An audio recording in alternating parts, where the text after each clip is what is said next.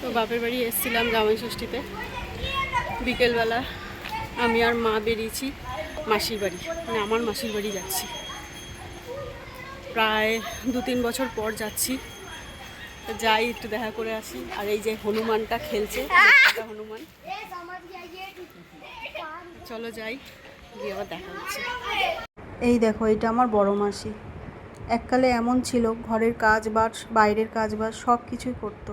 আর এখন এমন হয়েছে, কিছুই করতে পারে না, ঠিকমতো হাঁটা চলাও করতে পারে না। আমার মাসির একটাই ছেলে, এখন ওই সব কিছু দেখাশোনা সব কিছুই করে। 2-3 বছর বলা ভুল, তার থেকে বেশিই হবে মাসিকে দেখলাম। কি করব, সংসারের কাজ, ছেলের পড়াশোনার জন্য আর যাওয়াই যায় না। আমার মাসির এখন এমন অবস্থা হয়েছে, শাড়িটুকুনও পরতে পারে না, নাইটি পরেই থাকে। তো যাই হোক, অনেক দিন পর দেখলাম মাসিকে, ভালো লাগলো। ভিডিওটা এখানে শেষ করছি, টাটা।